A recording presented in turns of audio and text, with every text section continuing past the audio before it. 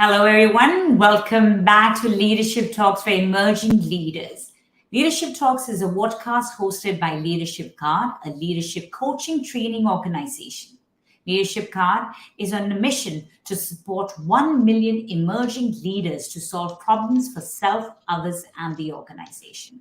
It's the brainchild of four individuals who had a common vision: Kiran Sandhu, Ashish Datta, Ram Ramakrishnan, and Devesh Mohan. Leadership Card runs leadership programs for individual contributors and corporate clients. Our coaches collectively have over 100 years of experience and come from diverse fields such as academics, finance and operations, real estate, and sales. Every week on Leadership Talks, we invite leaders from varied fields and industries to share their stories and share tips and strategies which you can apply in your growth journey. I'm your friend, Kiran Sandhu, a leadership communication coach, and I'm hosting today's episode along with Mr. Ram Ramakrishnan. Today, we will be discussing building corporate leadership. Over to you, Ram. Thank you, Kiran. Good morning, good afternoon, and good evening to the viewers across the globe. In today's episode, we are privileged to have presence of a person who strongly believes I own my learnings, my life experience inspires me. That is none other than Dr. Sridhar Raghavendra. He's a corporate executive, urban real estate observer, author, mentor, coach, speaker, startup evangelist, and a golfer. Dr. Sridhar is a pragmatic facilities management and corporate real estate professional driven by passion, enabling business to succeed, gives him joy and value adding things that can be scaled through transformation. He describes the reason for being in business enabling role as he believes that facilities management, corporate real estate can create positive impact and drive change by building brand culture and innovative solution. Welcome, Dr. Sridhar, for our show. Thanks, Ram. Thanks, Kiran. And thanks for giving me time or giving me an opportunity to be with you people today evening. And I hope that we will have a good discussion around more from a knowledge sharing perspective, not from Absolutely. any opinion aspects. Thank you very Perfect. much. Thank you for being here. Thank you, Sridhar. First, I would like to ask, can you share you got the doctorate and what triggered you to get that doctorate and how is that helping you in the profession? And we strongly believe one of the things is lifelong learning is something is very important and everyone as a leader should pursue. In that regard, what are your thoughts? So basically, doing doctorate was not in my qualification roadmap. Only when I entered into the corporate world, and then after a few years of my corporate experience, I had an opportunity to be a contributing writer to some of the international magazines, and also in India. Then I authored two books, more on business operation and facility management, and that was the time I think you know. It struck me, why not look at doing something, around, and get qualified around the PhD and things like that. So my guide was Professor Subbarov. When I reached him, he said he guided me what needs to be done and things like that. So then, you know, uh, my application went into the HRD ministry, and then it went to Niti Aayog. Then from there it went to University of Geneva, and here in Bangalore I had my coach, the guide, where we prepared the whole process.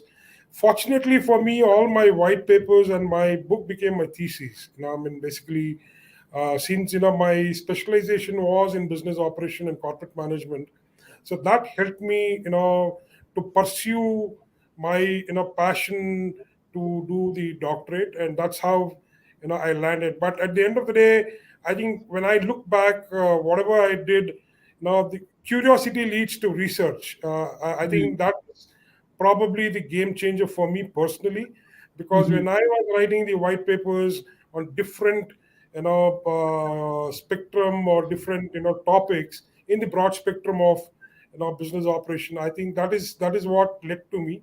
So yeah, I mean, I think fortunately I was able to sail through and complete my doctorate. That's how I landed, basically.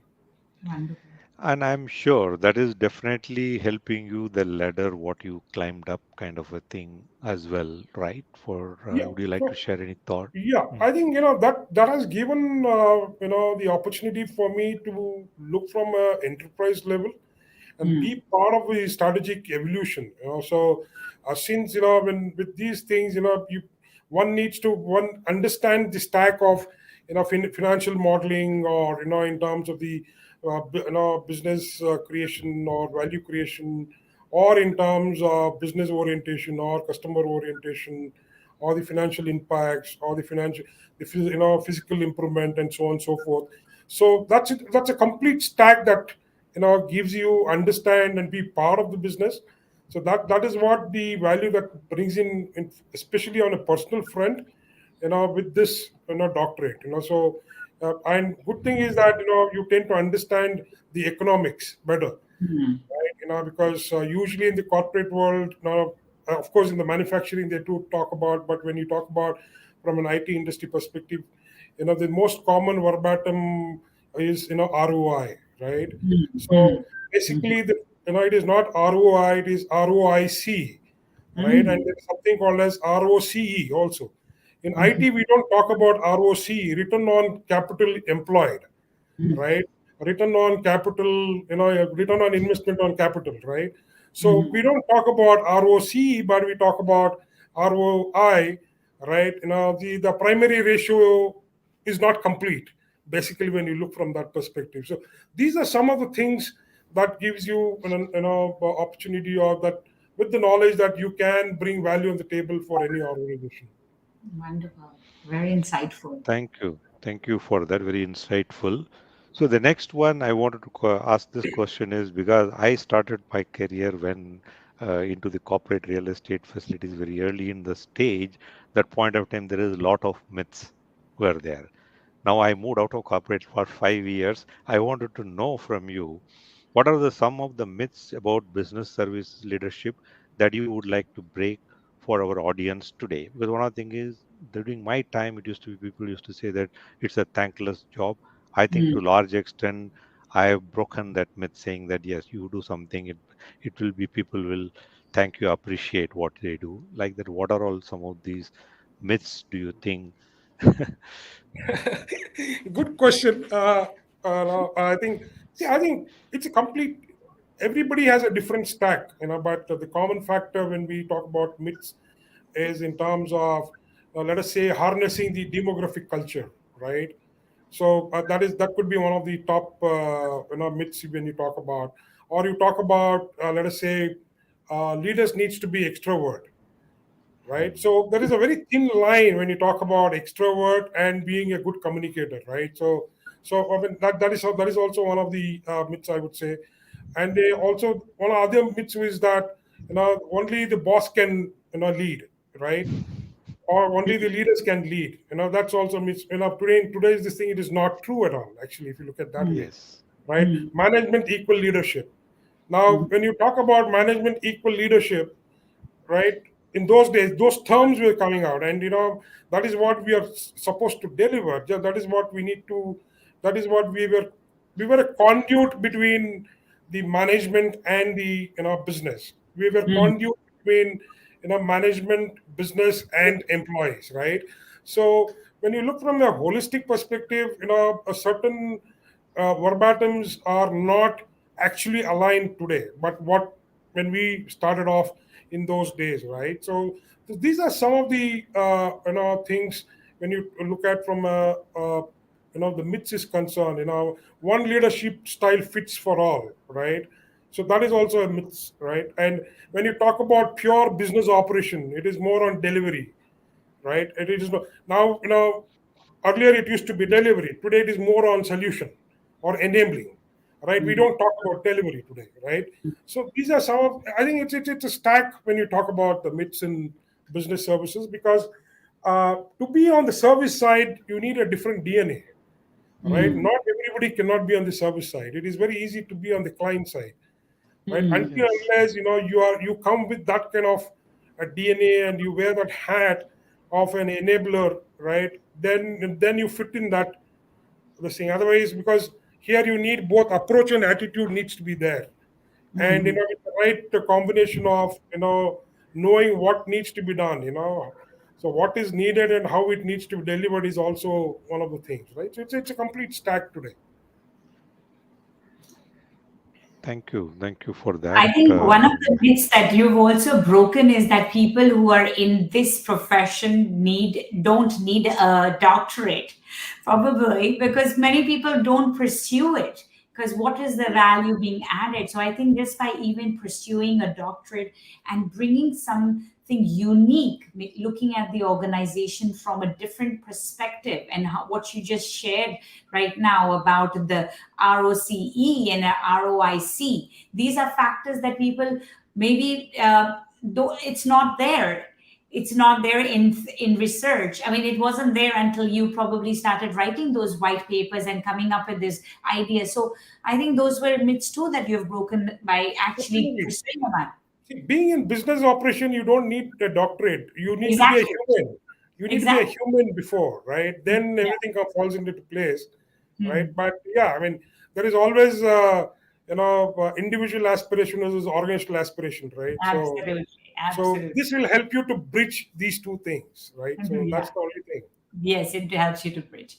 Okay, let me now bring you, Sridhar. I'm sure you've been in this journey for a long time. You have been climbing the corporate ladder.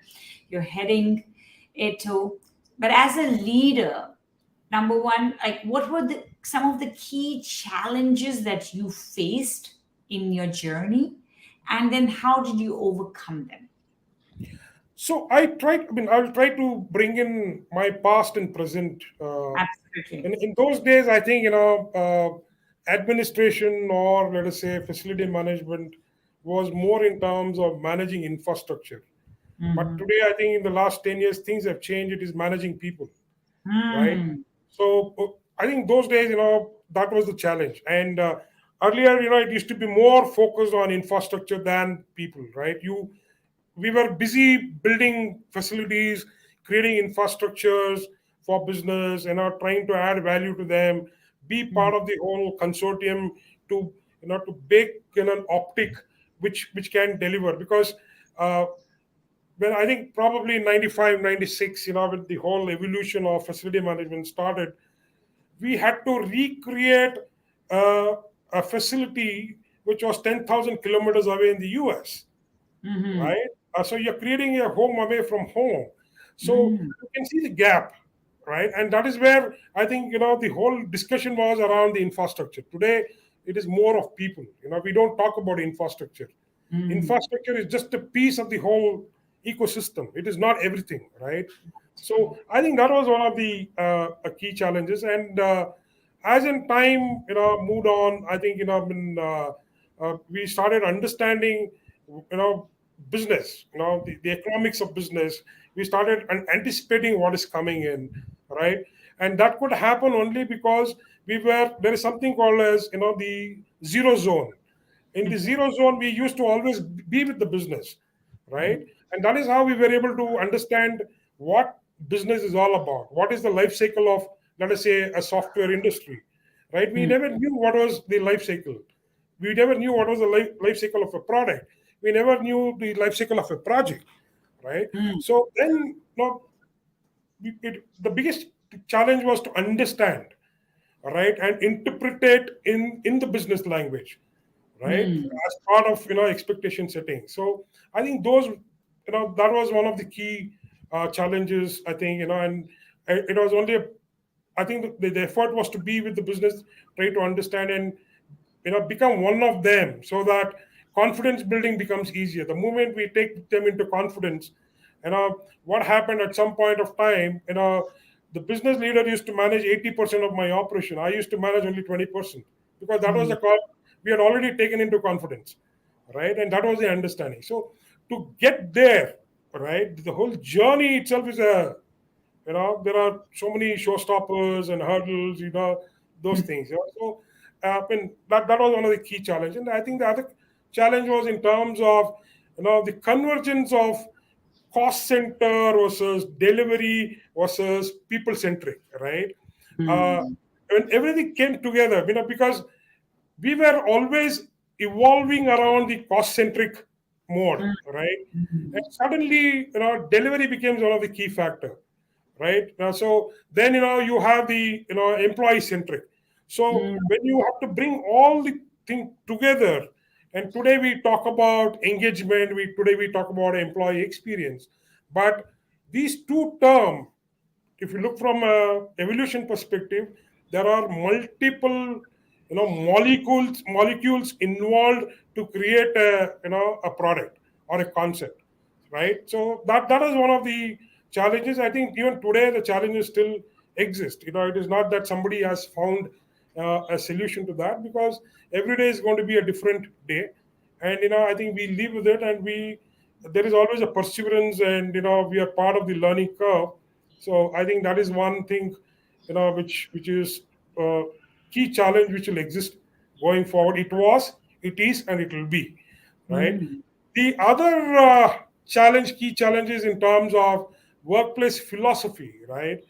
Uh, these are all new things that was coming up, and understanding what is workplace philosophy itself probably took us a year or two to understand what does it mean. So those were the challenges, because and that time, even the expats were, the inflow of expats into the country was very high, and we had to talk in their language, in terms, because the verbatims are different from two geos, right? So, and there are only two things that you can do at a point of time: either join the gang or change the gang. Mm. So I think we all jumped into being join the gang rather than changing the gang. So that is some of the, one of the, probably the biggest challenge, we have gone through. And uh, the the other thing was, especially when you are in a IT services kind of a business, uh, especially trying to drive or harness the continuous physical improvement, right? Mm. Being in a business enabling function, I think we were playing on the bottom line rather than the top line. So we were more in terms of, we were playing on the profitability, not on the revenue, Mm. right? And any needle movement, small changes in our spectrum, there was always an value add on the table. And doing a deep stick analysis in terms of how we can transform or how we can drive the waste management programs or any initiatives that can trigger a needle movement on the profitability was also a big challenge, because it needed a lot of financial literacy to understand, the P&L game. Even today, it is the same thing, right? So that is one of the key challenges. And then, there was a time we talked about technology in workplace, right? Now, when you want to automate the process, right, engineering the process, and from a technology perspective, we had to literally do a lot of research, right? Right. And we need to understand the business logic of our current business process, right? Mm. And not being from a technical background, you're trying to do something very scientific, right? So that needed a lot of effort, right? Because and time was one thing that made us navigate into the whole thing, that because the commitment on engineering the change was always within us, right? So that was one of the key challenges, I would say. And especially the baking the coffee bean syndrome, that was also one of the key challenges, And what was because that? coffee bean is a commodity, right? Mhm. Now, a commodity like coffee bean, now you want to make it as a product, which Mhm. becomes a coffee powder, which you talk about Nescafes and brews and Right. things like that, right? Now, from a product, you have to evolve to make it as a services. Then you have Mm. a coffee vending machines and things like that. Then Mm. from services, you want to make it an experience, your Starbucks and things like that. So, so creating that experience in an enclosed ecosystem, right, Ah, was like, baking a coffee bean syndrome, so hmm. I think that was that is still a big challenge, right, because There is still a uh, challenge, and I think a it lot is of always industry, it yeah, is always a challenge, and especially engineering the change from a service delivery versus business outcome. Right, right. today we talk about business outcome. Globally, I think the CEOs or the CFOs today, they are no more keen in buying services. They are Hmm. more keen on buying outcomes, right? Right. So there is a paradigm shift. There is a convergence that is happening. Then there is Hmm. technology coming in. There is economics coming in. There is business coming in. So Hmm. you are calibrating and simulating multiple things at a time, right? So Hmm. I think that is also a A challenge key and challenge. an opportunity, challenge and an opportunity. Ram, you've been in the industry. Why don't you share?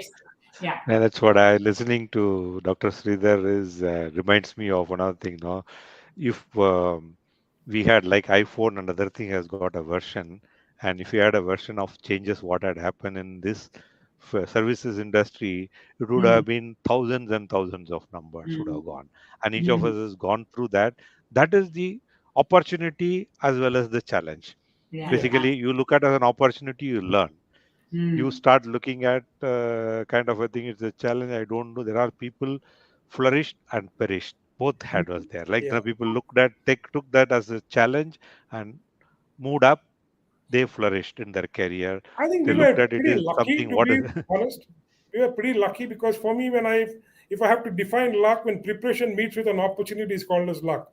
So I think we Yes. were yes, pretty lucky on that front. Hmm. yes, yes, Uh, Hmm. yes, the other thing that came into my mind is aligning the business operation strategy to business key drivers, right? Hmm. So that was also one of the challenges, because I've been through wherein my KPIs and KRAs were aligned to the business KPIs and KRIs, right? Hmm. Otherwise, if that is not happening, two people are working in an isolated, right? And we talk about corporate strategy, corporate goal, but within the corporate, two functions are working isolation. It doesn't make sense. There has to be a conduit. Yes. So, as a business enabler, my KPIs or KR was always aligned to the business KPI. So, I think that was also aligning our strategy to key business drivers. So, even today, I think it is a challenge Yes. because bringing all the businesses together to understand their challenges from an enabler perspective is also difficult, but that can Absolutely. happen only when we create that kind of a ecosystem. So that is also a key challenge. Thank you so much. Ram, would you like to ask the next question? yeah. I think you were given lot more on information what had Yeah, a lot happened, of what challenges. our Yeah, challenges and opportunities and how. absolutely. So one of the things I considered this function is any service function you are working more than the project or product function. You learn a lot. That's what has happened, and the Hmm. dynamics with which the things has to be looked at and addressed is totally different than any other thing. So, given all that, I would like, based on, if we have to share we talk about emerging leader. There are new generation of people who are coming into this field. What are share some of the three lessons to emerging leader from your experience? Then, what it should be? What are those some three lessons which you wanted to tell them to look at? So And if I have to probably connect to today's business environment globally, the first lesson I'm sure, as for any emerging leader, is to understand or to make sure that there's a lot of time and research spent on the probably the behavioral dynamics of workplace and Hmm. the human dimension of workplace, right? Hmm. There are two things, right? One is the behavioral dimension and there is a workplace dimension.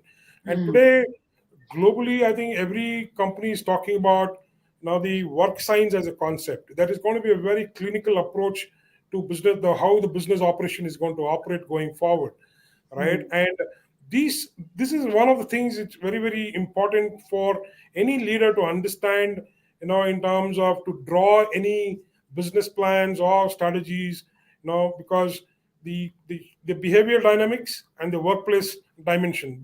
This is one thing that I think is very important as a lesson. I think we have done this in the especially uh, the during the pandemic, because pandemic was very new to everybody. I mean, probably being in a business enabling function, I think everybody had done everything but except running a vaccination drive. I think that was Mm. an opportunity, which was a learning curve for us also, because we had never done something before, right? And today things have changed. I mean, traditional approaches have gone. There is more a scientific approach coming into the organization, and every business leader is thinking about it and trying to bake some product or solution around the current challenges, right? It could be on a sustainability, or it could be on a ESG, or it could be on the clinical aspects of the scientific approach to the business operation side. So I think behavioral dynamics in workplace and workplace dimensions are the key. I think this will evolve in the long run. It has just started, so I think that is one thing, could be a focused area, and there could be a lot of lesson that can be learned with the pandemic, and can uh, make it more bring in more holistic approach to bring in the clinical side of it. So that is something that I think is one lesson that we have learned with this change. The other thing is in terms of uh, unpacking the impact, right? Uh, One thing as a emerging leader, it has to be part of your DNA. The bad news needs to take the elevator. The good news need to take the stairs, I like and that. unpack the impact. That is very important, right? Mhm. And learn to say no with this, right, which is very, very important. So I Mm. think that is going to be one of the key things as a learning. And the third is build community to communicate, right? Mm. And being in business operation, now selling is very important, right? And the only way you can do selling of your accomplishment, right, or it could be the change management, or it could be a transformation program. Mm. You have to build community to communicate Mm. within your organization, within your ecosystem. Start building community. Who will be the carrier of your message, or who Mm. will carry your communication across, right? Because at the end of the day, it is very important to create that brand, and selling is going to be the key, right? For Mm. example, Ram worked in big organization like Wipro. When he was a leader out there, probably for Ram and the whole leadership team, selling Wipro to Wipro employee was the key, right? Mm. If that is delivered, I think they have done a good job, right? Mm. So that is build community to communicate. So that is one lesson. Then adaptability, Mm. right? Uh, Creating that you know environment, and making sure your team or your people uh, have that DNA of adaptability to change, right? That is, change should not be a shocker. Change needs to be a process, and Mm. change needs to navigate that adaptability spectrum. So I think Mm. that is going to be one of the other lesson. And psychology of safety, right? So Mm. today I think that is going to be the key, and I keep talking about the psychological safety of workplace today. Mhm. I think that is going to be one of the most important key drivers when we talk about a lesson, wherein we influence people to do certain things, to come back to office or to do anything.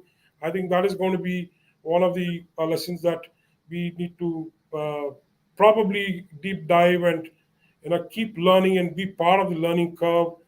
I think these are some of the lessons that, and the most important thing is that empowerment, right? Empowerment. Mhm. So empowerment, basically in terms of accountability, ownership, driving that sense of belongingness, Mm. right? Because at the end of the day, every employee works to be visible and do Yep. something for him to claim, right? And that can Mhm. happen only when you are when you empower.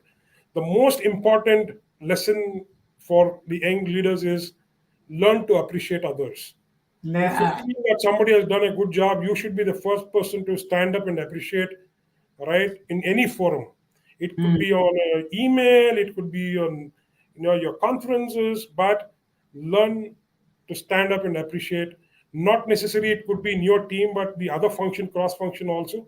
Stand up do. and appreciate. I would like to say that you have given solid punches and solid lines and advice to our emerging leaders. They are brilliant takeaways. But as we are close to the end of the show, I want to say thank you to all our viewers today. Thank you to Dr. Sridhar for being with us on this show and sharing such power packed knowledge from the industry. I'm sure there are lots of lessons for all our emerging leaders who have listened to this knowledge sharing session. With that, this is Kiran, Sandhu, Ram Ramakrishnan, and Dr. Sridhar signing off till we meet next week or our next show on Leadership Talks for Emerging Leaders. Thank you Thank you for very much, Ram, Kiran. Thank Appreciate your you. time. Look forward for such discussion going forward. Thank you very much.